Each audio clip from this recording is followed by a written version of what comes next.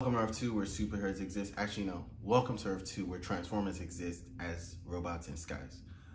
How's everyone's corona quarantine going? Mine is going great. If you can't tell, I actually watched all 6. Yes, count it. 1, 2, 3, 4, 5.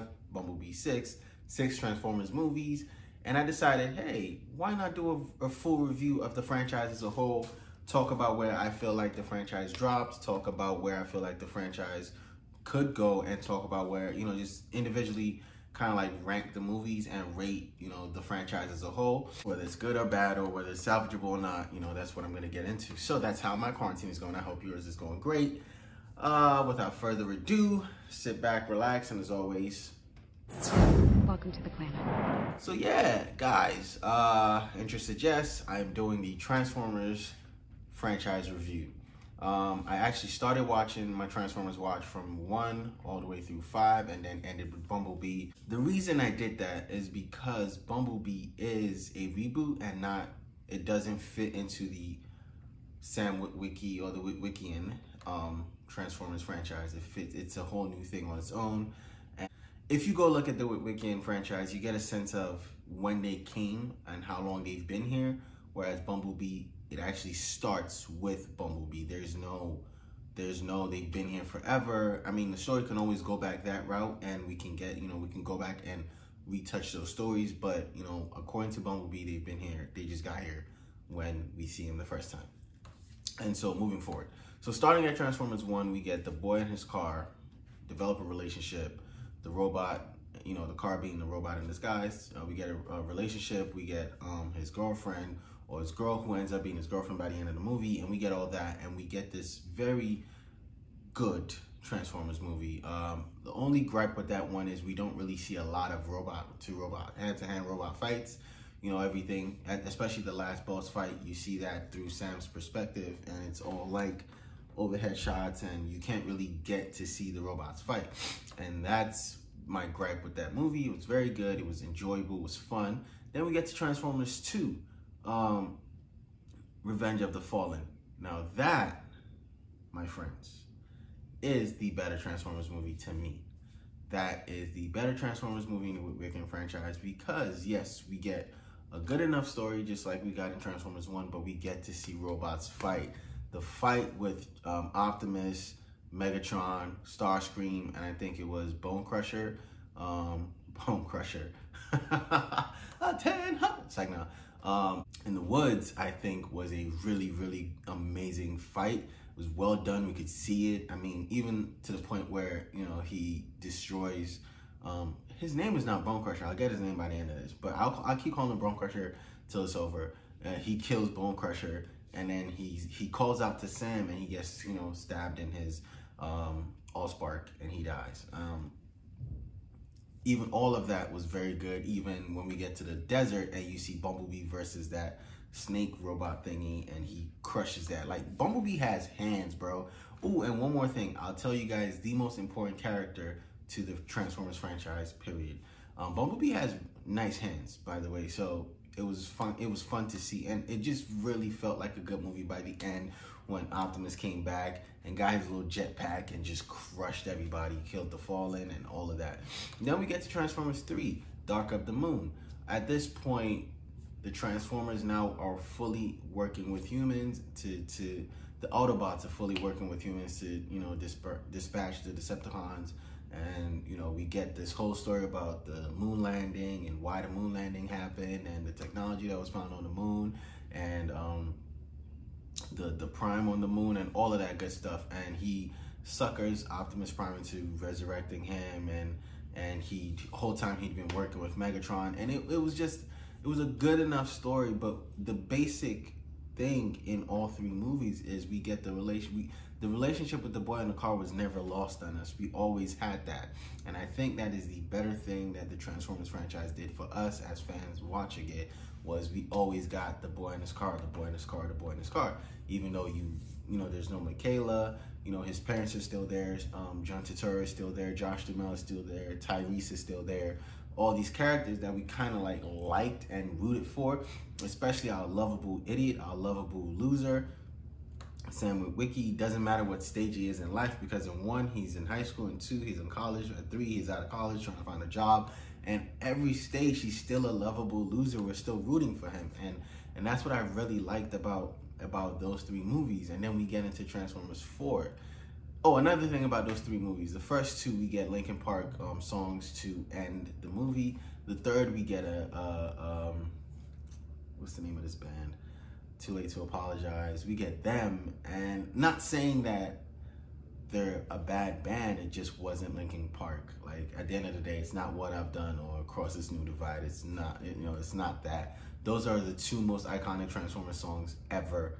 If you're watching a Transformers movie and those songs start to come up, you feel like something great is about to happen.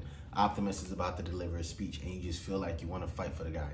I mean, it's a line that's said in Transformers 4, and it's a line that's said in Transformers 5.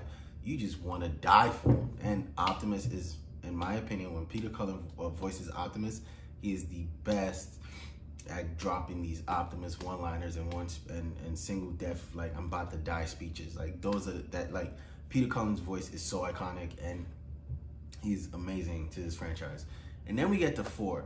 And this is where I personally feel the franchise dips, because we get a very loose story. There's no boy in the car element. There's no lovable loser. I mean, Mark Wahlberg is, you know, him playing the guy, the main character, the main human character in that movie didn't sit right with me. Not that he's a bad actor. It just doesn't, Mark Wahlberg doesn't give me the same vibes that I got watching Shia LaBeouf as Sam Witwicky. Cade Yeager is just I don't care for his character.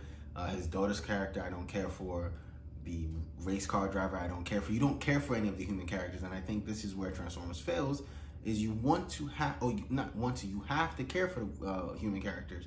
Even the bad guys who aren't bad guys at the end of the day, you kind of have to root for them, and they failed in that movie so bad. Like, it was, I think that's where, again, that's where the quality of the movie sucks, is because you don't care for anything happening to anyone in that movie. Like, all of them could die, and I won't lose sleep. And that's where that's where the franchise fails. And it did gangbusters in the box office, but the results later affect Transformers 5, which to me was a better movie than 4, more enjoyable. Yes, the story's all over the place, and that's why it's because of Transformers 5 that I call the whole, like, first 5 weekend movies. We get to Transformers Age of Extinction, I think is 4 is, no, what was 4? Age of Extinction, and 5 was the last night.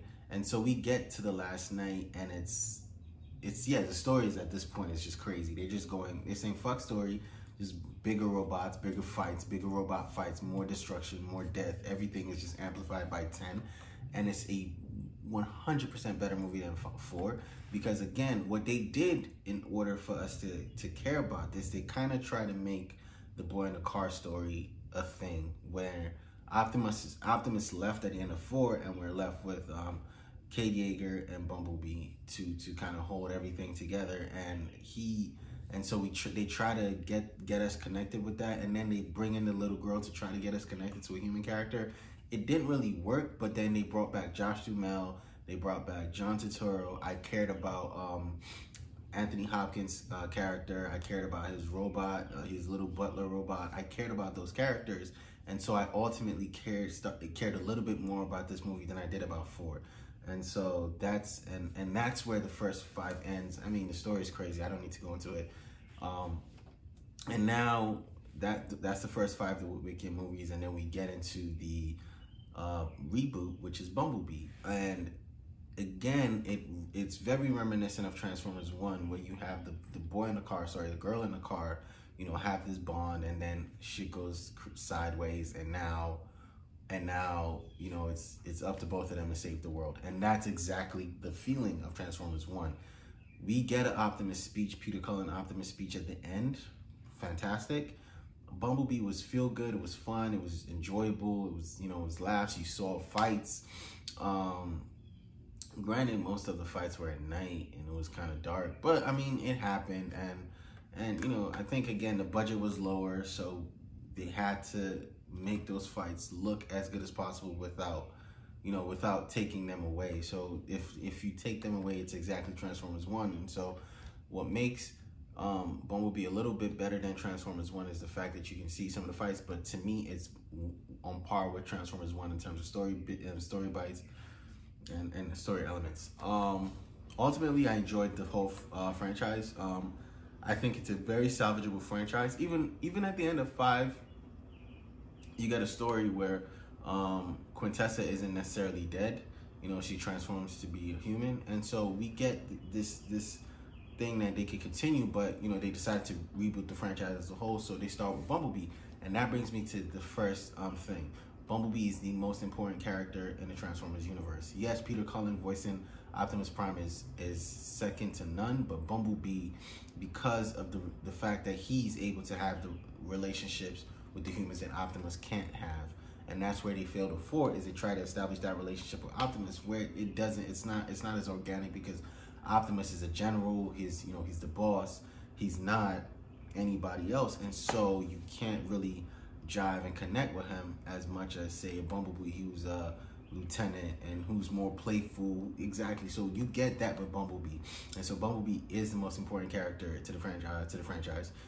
As you see with him, as you see with the girl and Bumblebee, as you see with Sam, with Wiki, and what they tried to do in Transformers 5 with that relationship, and with him ultimately saving Prime, who was brainwashed by Quintessa. So you see how that goes? Exactly. So that's the first thing. The second thing I want to talk about is the franchise salvageable? 100% yes. Again, it could have been salvaged after 5 if they went a smaller scale with the next movie, try to do a soft reboot, a handoff, you know, but they rebooted it 100%. And then they did a handoff at the end of Bumblebee, which would have been so much better if they did a handoff at the end of Transformers 3, so you know that, you know, Sam is moving on from the Transformers. So the girl is moving on from the Transformers, from Bumblebee. She might pop up again. It'd be nice to see her again, but not the focal point of the story, which would be great in the future. So that could have been done at the end of 3. That could have been done at the end of 5. A softer reboot, but a full reboot is fine. And I'm interested, after Bumblebee, I'm interested in seeing where next the franchise goes. Hopefully after Corona, we start getting Transformers news and seeing how that franchise develops. Now, for my ranking of the Transformers franchise. Now, don't be mad at me. This is my personal rankings. I would like to know yours at the bottom. So down in the comment section, go ahead, drop all your rankings for the Transformers movies. And here goes mine. Transformers 2, and I gave you my reason, was because we were able to see fights. It's all about seeing these robots fight. At the end of the day, we love the story that's been told to us, but we want to be able to see these robots clash. And so Transformers 2 gave us a story that was good enough, and we saw the robots clash. Again, that fight in the woods, the best fight in all of Transformers history, in all of Transformers movie history. Then Bumblebee with a slight edge over Transformers 1, because you can see fights. Again, to me, what is really important in these movies is being able to see these robots fight. I care about the story, but also being able to see the robots fight is important. Then Transformers 1, 3, obviously, 5, because again, it just made me enjoy the movie. I enjoyed the movie a lot more than I did 4, which was ultimately trash. And that's my rankings for the Transformers movie, for our Transformers franchise. Thank you for watching. If you're listening to this, thank you for listening. Ooh, one more thing before I go. I will be doing another review for another franchise, another movie soon. I think I want to do Spider-Man next. So I'm going to start Spider-Man 1, 2, 3, Amazing Spider-Man 1 and 2, Far From Home, Into the Spider-Verse, and then, no, is it? Homecoming, Homecoming, Into the Spider-Verse, and Far From Home. 8 movies, so wish me luck. I'll be getting to that pretty soon. What are you doing to spend your quarantine time? Are you getting busy? Are you getting into new things? TikTok is blowing up. Are you on TikTok? Thank you for watching again. Catch you on the next one. Peace. Welcome to the planet.